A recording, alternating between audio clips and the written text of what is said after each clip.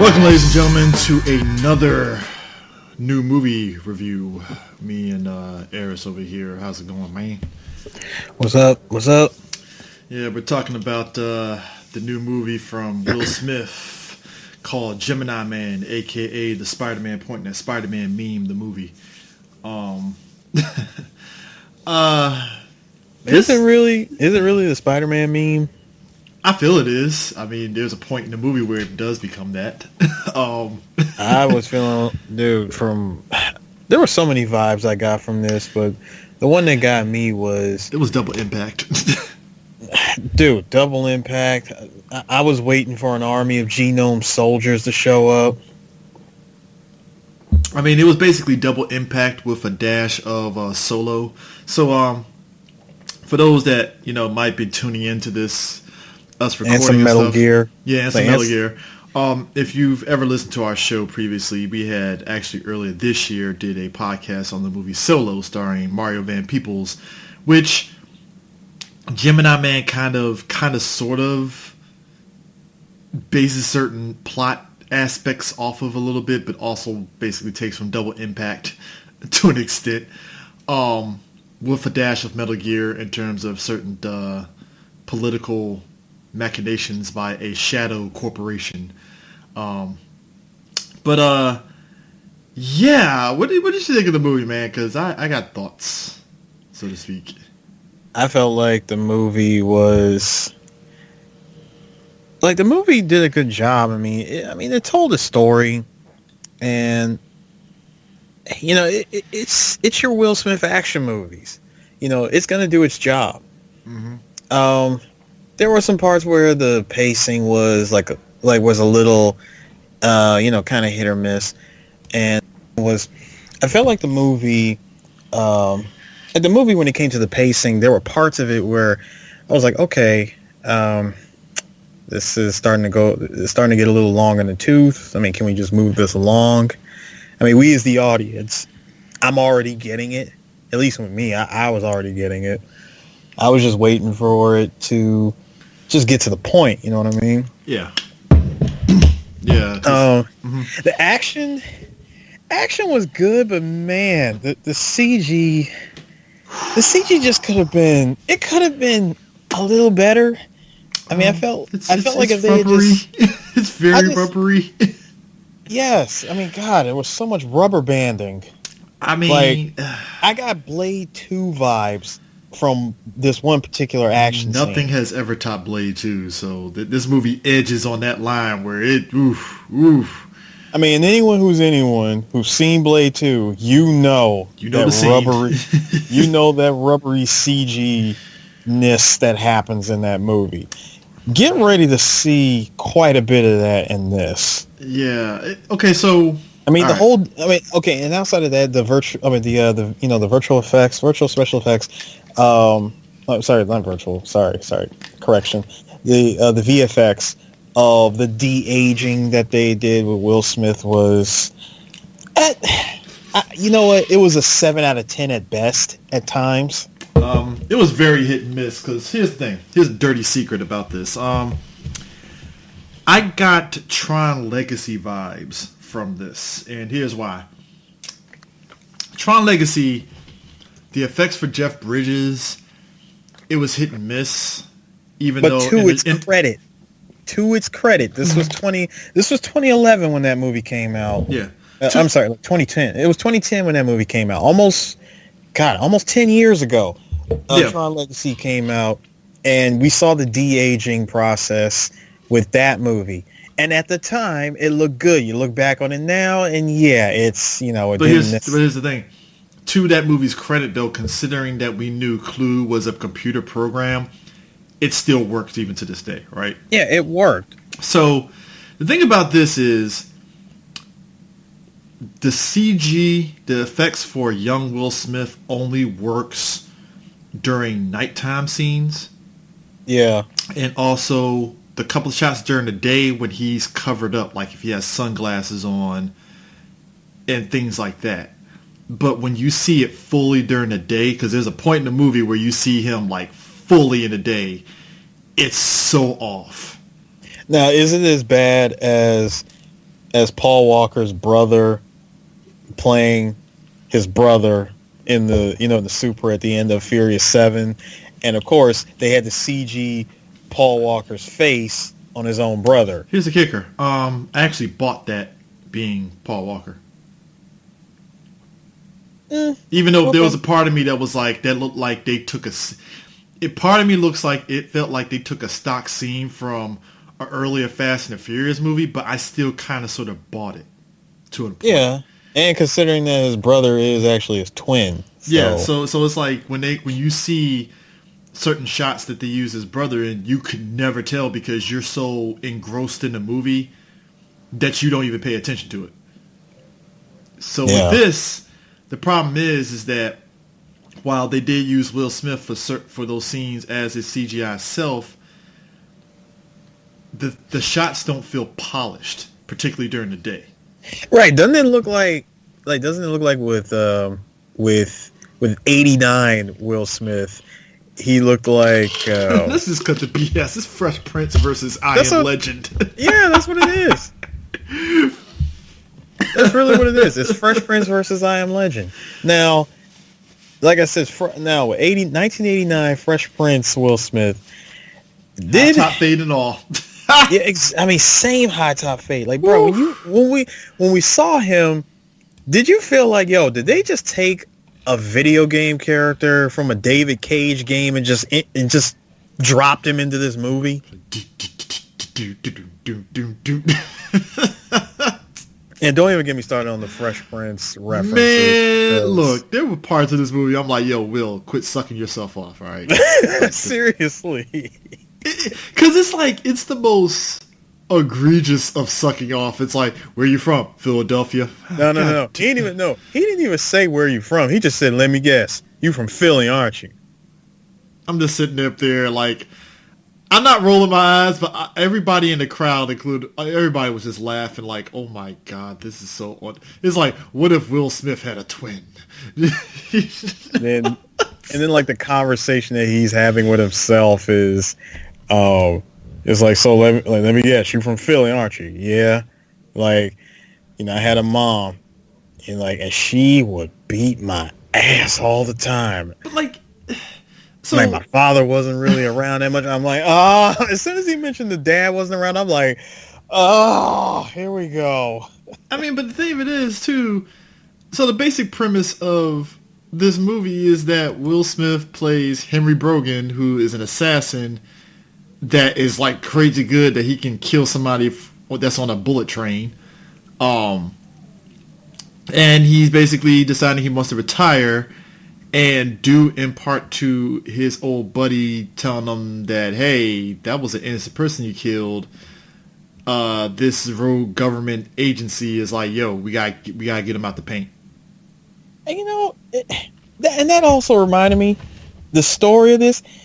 Did you also get a Angel Has Fallen vibes from that? Certain aspects, yeah. Yes. Particularly the strike team that's going after Henry. And I'm not trying to, and in no way am I trying to say that this movie, is bad because of that. I mean, granted, both of these movies did come out, not necessarily one after another, but Angel Has Fallen came out, a month ago? Just about a month and a half, yeah. Like about a month and a half ago, and then this comes out, and I'm not, and again, not trying to say it's telling the same story, but there are like little bits and pieces of it where I'm like, I'm getting that vibe.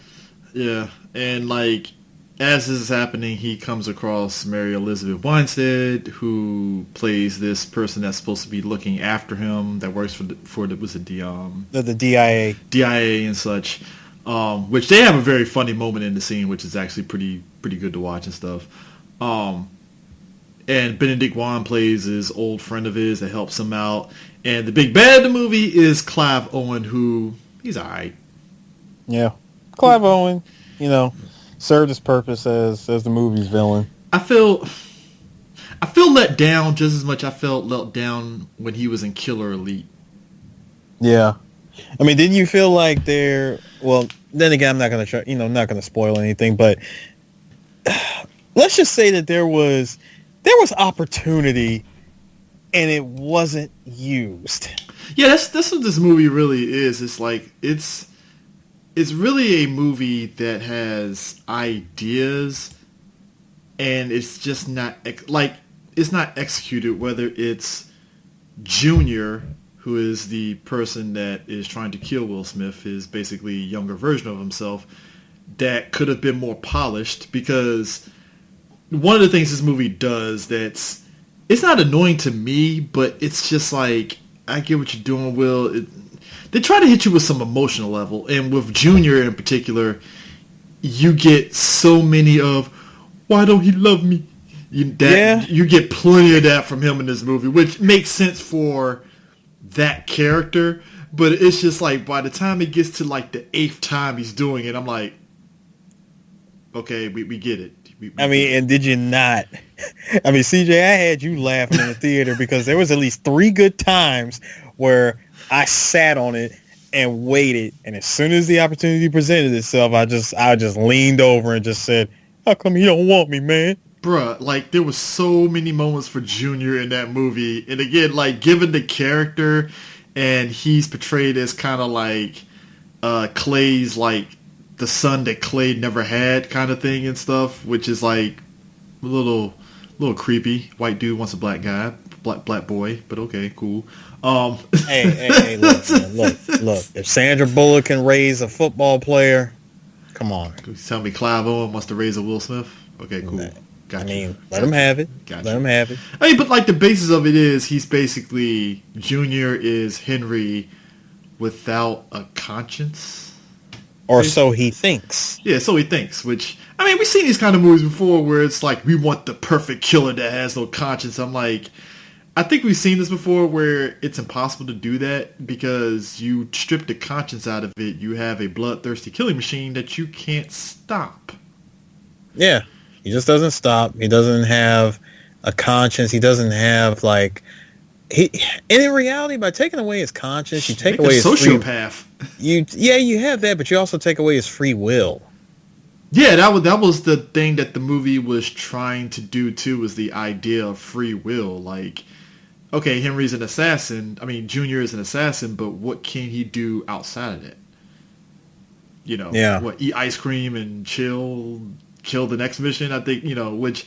Yeah, it's like because basically, I mean, this isn't really much of a spoiler. Like, Clay, it's plain as day obvious, his whole game plan is, hey, if I can keep a family's son or daughter from going to war, and I can create all these Junior type assassins and stuff, isn't the world a better place? And I'm like, we've seen this before, plenty of times. It never bodes well. It really doesn't. In fact, during that whole monologue, I'm leaning over and going, again, this idea sounds good on paper. But it does not. It never bodes well. There's always hiccups to this. Oh, there's always a problem. I mean, dude, you take an idea like that, I swear when the packaging shows up, like, you open... I'm sorry, let me say that again. I swear there's always an issue like with a plan like this, because when the package arrives and it says Acme on the box, don't open it. Yeah. I mean, it was crazy too, because we were talking about like the CG.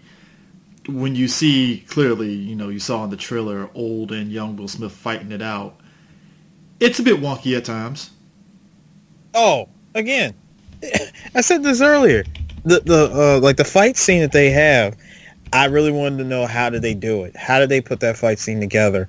And yeah, I mean, the fight scene was good. It definitely could have been a lot more polished with the with the special effects and the CG, and which goes into why I've always had a problem with CGI in movies, because when you want to illustrate a fight scene using CGI characters, it becomes a mess in the end. Oh, it always is, because it's to me, it's a situation of, there were certain parts, because again, going back to the special effects and stuff, they're fighting at night, right? I would say this much, for the most part, it's fine, but it's like, particularly like, okay, when they fight during the day, I like that, because you legit thought that okay, that young Will Smith looks really great, right? Yeah. When it got to nighttime, you could tell they went nuts on the CGI. Oh, absolutely. Absolutely insane. I mean, Blade 2-esque, like you said, yeah. happens in that fight, and I'm like, ooh. Didn't have to do that, guys, because you were doing pretty well in the day fight, you know. You did good in the day fight. I mean, if you're going to keep their fight as like one big long parkour gun, like shootout chase and, you know, and all that mess, fine. But when you get to the point of having them go into like tight corridors, into the catacombs and having them do CQC on each other and Krav Maga and all that, dude, at some point in the fight, I swear, older Will Smith was like dude, he was one CQC away from from getting this guy in a hug. I mean, yeah, you know. Like, just like he grabs young Will Smith. I mean, dude, he was already crying. He could have just CQC'd him into a hug and just whispered, "Let it go, man. Just let it go. I got a Philly cheesesteak. Let it go." Yeah. You know what, though? I will say this, though. I am, in a movie like this, like I said, Mary Elizabeth Winstead, she's like the only, well, one of two women in the movie. I am happy that they gave her a lot to do. Oh, and yeah. She was actually very useful, because in a situation like this, most movies are tempted to just have a woman in her position just be background. Either background or the straight up Mary Sue, you know, the damsel in distress. She can hold her own, man. I was like, oh, she actually holds her own. Awesome. Thank you, movie. Captain guys' asses. All right. Cool. Yeah. I mean, we even saw some teeth being taken out. I mean, and like I said, I was like, all right, cool, because that was my fear for her when I saw the trailer. I was like, oh, she's just going to be the chick that's just there. Okay. And thankfully, they didn't make her a love interest. I was like, thank you. Because we did see this, you know, in another movie, Last Blood, where the girl in that movie was just the journalist that didn't do shit. Journalist that did absolute Nathan's hot dogs. Nothing. I mean, what purpose? What purpose was there for you? There was nothing. I patched you up, Rambo. It's great, right? Right? Yeah. Off-screen patch up. And it wasn't even you that did it. It was your doctor friend that did it. Oh my God. But you know what? But that's, you know, but please go back and listen to our Rambo skit. I mean, listen to our Rambo review. Anyway, back on the Gemini Man. I'm glad that they took the right points and gave us a female character that, number one, holds her own. Number two, very intelligent. Number three, you know, I'm not going to say she knows her place, but she knows what's up. Yeah. You know, she doesn't have to rely on anybody. She's willing to work, and she's willing to work with people. And that's one of the things I liked about, about her character. Dude, I really want to get into the cinematography. Now, a lot of the shots that were shot in this movie were very well done. I liked the use at the very beginning of the movie, the use of the fisheye lens. Yeah, they did use the fisheye lens pretty well to really kind of set up the whole assassin shot. It was just that one shot with the fisheye, but I'm like, I don't really see that too much in movies these days. Yeah, that is true. That was done very well, and a lot of the establishing shots were really good. A lot of the background shots were amazing. Yeah. Again, the shots that were used during the chase scenes were really good. Overall, like, really just, hands down, very nice shooting for the cinematographer. Oh, for sure. I mean, they really nailed it on the cinematography and stuff. Like I said, the action shots, the action scenes for the most part, they're all right. They're serviceable and stuff. Like I said, some good, some meh, like I said, acting is standard for what you get out of it and stuff. I don't know. It's weird with me with Ang Lee, is that I get his ambition for doing a movie like this. Because he's never really been the type of person that has a conventional, like, filmography, if you really look at it and stuff. This is a guy who, like, his last really, like, big action movie was, like, Hulk. Was it Hulk? Wow, 2003 Hulk? Yeah, because, I mean, he did Brokeback Mountain, Taking Woodstock, Life of Pi. I mean, so yeah, I've done that. And the funny thing is, in the action film before that, if you can really call it an action film, was Crouching Tiger, Hidden Dragon. yeah, so he And has that was more of a romance than anything else. yeah. So most of anything, he's pretty much been in the aspect of just doing dramatic movies and stuff. I know in China he did this movie called Lust Caution, which is kind of like a espionage type movie and stuff, but it's still a dramatic movie, and stuff. Your boy Tony Leung is in that movie. Oh, nice. I'm going to have to check that out. Yeah, so but yeah, I mean, he's, action, like I said, it's been since Hulk that he's done it. So, it is what it is and stuff. Like I said, I think he can do action. I think in this instance, the action could have been a bit better. I'm inclined to agree. Like it could have been better, but at the same time, it could have been a whole lot worse. I mean, I'll be honest with you. If you told me this movie was going straight to Netflix, I'd be like, all right, that makes sense. Yeah. But, I mean, it'll probably do decent. I mean, it looks like it's primed and ready for China to just eat it up easily. So I believe it is, especially seeing how there were, 2 Chinese distributors, like... Alibaba Pictures. I mean, there was 2 Asian distributors, right there, front and center in the opening title. And which, by the way they did the opening, the opening title, did you like how right at the beginning, boom, Gemini Man title? Yeah, just straight up and stuff. Which it's crazy. Ang Lee did it. You got the cosign from Jerry Bruckheimer, who that dude has not touched. He did. I think he produced the last pirate movie, but I think he did this other movie that I saw that was actually not bad. It was called 12 Strong. Mm-hmm. But the Pirates movie is really the big movies that he's been producer on and stuff. But he got that and stuff. So it's it is what it is and stuff. I think you mentioned the fact that this could have been one of those end of the summer movies in August and stuff. Yeah, I said I felt like this was a late summer movie that just I'm talking about a movie that should have came out sometime towards the end of August. If this movie had came out maybe a month and a half ago, it would have been sitting there in the middle of a lot of competition. Mm-hmm. But it's Will Smith, and Will Smith's name carries quite a lot. Oh yeah, carries that weight. I mean, you would have had this movie in competition, and I'm trying to think of what movie could you have sat this next to. Not June, not July. I won't any week in August. Where could you have seen this? Probably at the end of August. To be honest with you, exactly. Put it at the end of August or first week of September. Yeah, but it's October. I mean, might as well get it in. It's October. I get it, and again, I'm fine with it. It's just that the vibe I got, from what I've seen, this just looked like a movie that should have came out during the summer. Yeah, I mean, considering it is Will Smith and stuff, the logical thing would have been put the shit out during the summer. So I mean, that would have been Will Smith doing Hancock, and Hancock coming out on Christmas. Yeah, yeah, that is time true. And place, people. Time and place. Yeah, there is a time and place for that kind of stuff. So, but. But I just felt like that this movie was a late summer movie that just waited a month too late to get released.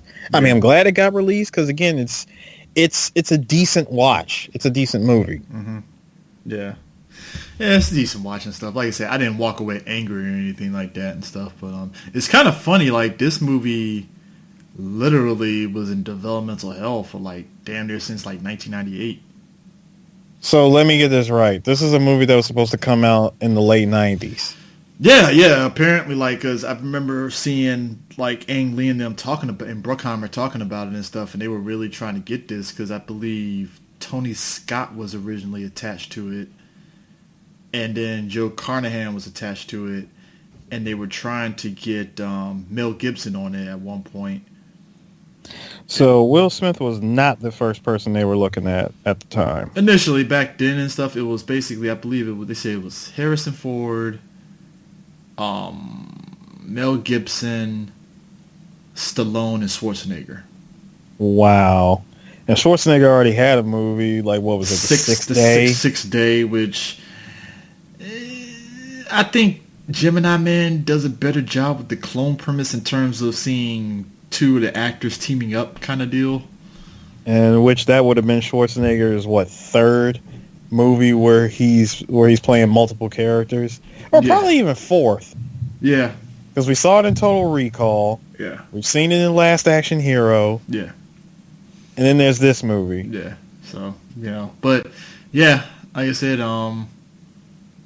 yeah, so they got it through here, and they finally got it done and stuff. Ang Lee and Skydance at Paramount got it and was like, all right, we can do this with Will Smith. And like I said, I think if they had tightened up the CGI and all that stuff, at least for the effects for Junior and stuff, it probably would have worked out better. But it's just so hit and miss on top of the story that's just it's just there.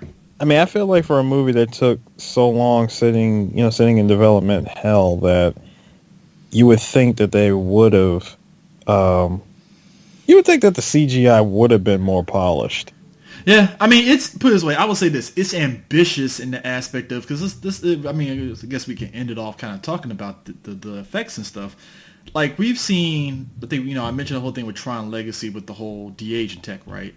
And we've only seen it from the perspective of, we always saw it from a singular character, right? So, whether it's Jeff Bridges, whether it's Sam Jackson in all of Captain Marvel, or we get Sam Jackson, and also let's not forget 1992 Michael Douglas. Yeah, Michael Douglas, Kurt Russell, Robert Downey in Age of Ultron with wasn't it? No, Civil War.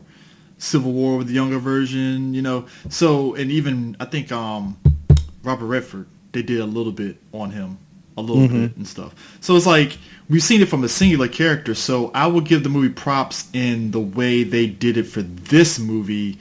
It's ambitious, and I really feel this movie could be the guinea pig for another movie to maybe take that tech and do a better job with it. I mean, you can only go... Tron Legacy was the guinea pig for Disney, so clearly this is a way to kind of like, hey, you want to show twins, boom, there you go.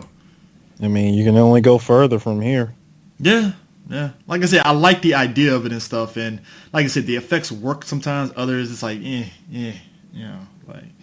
But one last thing, if it's not a spoiler, I'm just gonna sum up one thing. So this movie got us ready for Taskmaster. Yeah, let's put a pin on that one. Because when you see it, look, I'll just say that when you see it, you'll know. Yeah, I'm sitting there like, oh, okay, all right, Black Widow movie. Let's go, because at one point the characters do go to Budapest, which had me kind of laughing a little bit to myself. Like is this movie about to take Budapest place in? It's like, oh, y'all taking place in the same universe? I know, really? Right? So, I'm gonna give this a 6.5 out of 10. I'm sitting at a 7. Okay, that's fair. Yeah, that's what I'm sitting at with it and stuff. So I'm just like I'm sitting at a solid 7. Okay, cool. A Metal Gear solid 7. Cool. Yeah, horrible pun, but I don't care. I got Metal Gear vibes watching this movie. Yeah. Yeah, so I guess that's it for our little review. So I guess we will catch you guys on the flip side. Peace out. Yep. Deuces.